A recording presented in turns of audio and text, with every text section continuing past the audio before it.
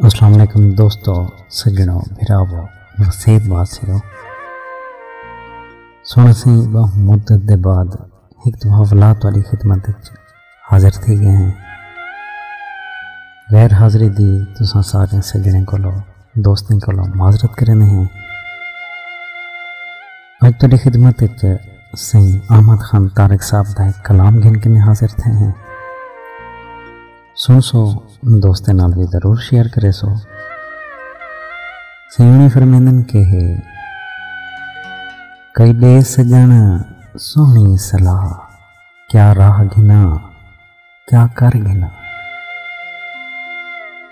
कई दे सजन सोहनी सलाह, क्या राह घिना क्या कर घिना। घर दर्द दुख भई वाल होना, मैं घर घिना या दर घिना। तेरी ते मेरी दोस्ती ही शाह गदा दी दोस्ती। तेरी ते मेरी दोस्ती ही शाह गदा दी दोस्ती। तू नित सजा सिर ताज में, चोले को त्रोपा भर घिना। बहु देह किनू एक ख्वाब आए, वो भी अधूरा रह गया। बहु देह किनू एक ख्वाब आए, वो भी अधूरा रह गया। कोई गाल तय नहीं थी सकी, तस्बीह गिना झांझर घिना।